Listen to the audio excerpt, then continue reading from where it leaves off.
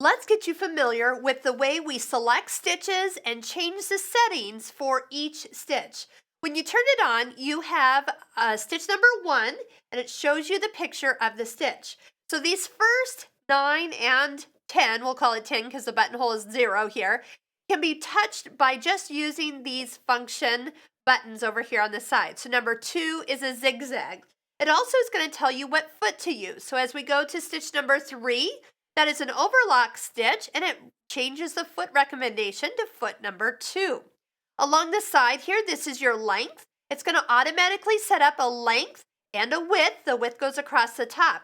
Your length adjustments will be here. As you want it longer, you can hold the little button in and the arrow up, and that will make the stitch length longer. I'll even tell you right here what millimeter setting that has been changed to. And I love the fact that there's actually a little mark reminding me that I'm not on the normal setting anymore, but by pushing clear, that would return me to that original setting.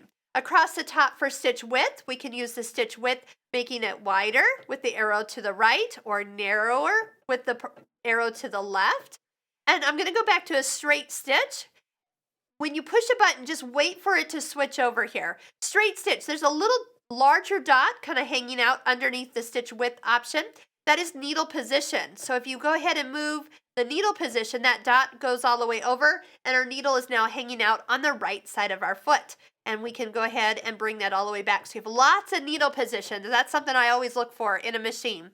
If you're where you don't need it to be, you also can push clear, and it will return you back to the basic setting.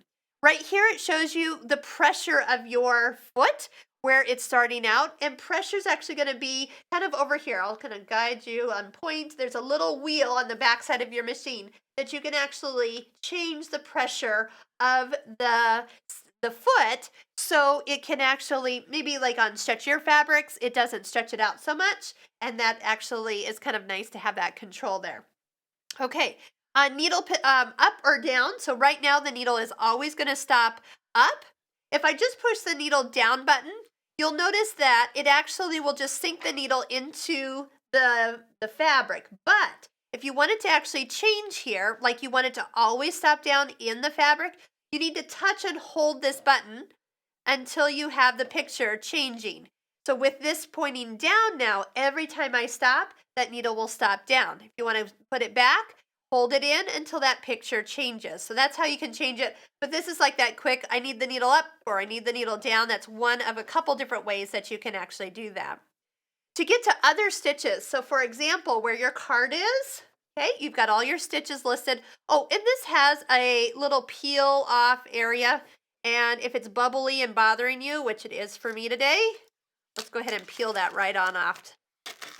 There we go. And on the back side. There we go. Just have to kind of get it started. But that is meant to be peeled off. Okay. So here's your stitches.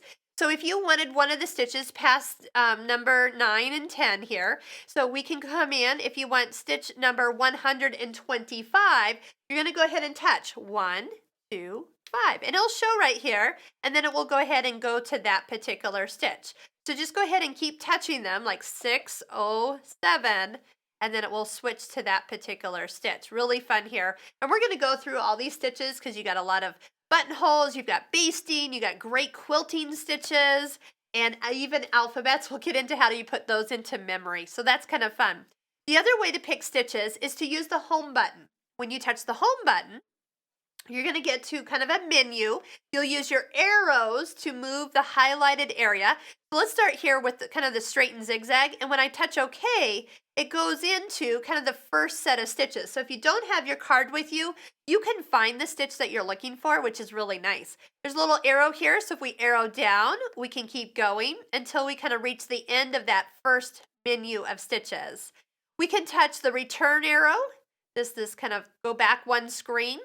And then we can move over. These are where all the decorative stitches are going to hang out. Touch OK.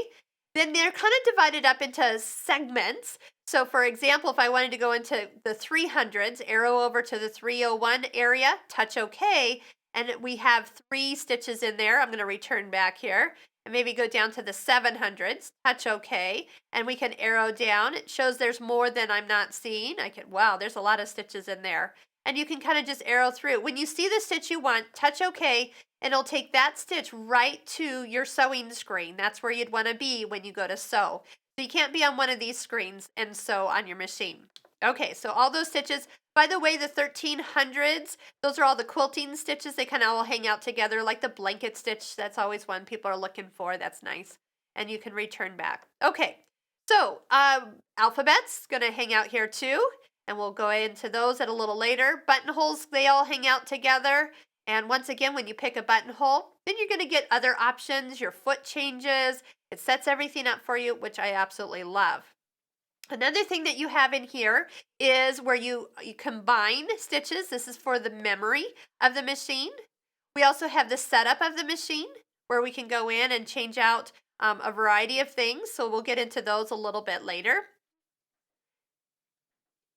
We have a tutorial area for the oiling. Okay. Well, again, it's showing you how you can oil your machine. And then also a great place to set up, you can tell the machine, it's like the little dress form area, what fabric you're working on.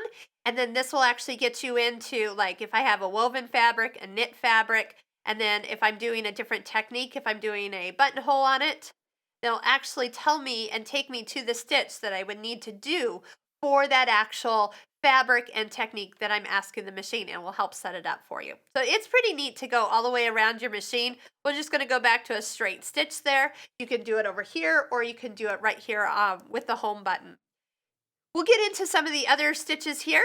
We have a speed control, so I'll show you how that works. Needle up, needle down, your locking stitch, mirror image, pattern begin, and the balance. So we'll take these all into separate areas as we go.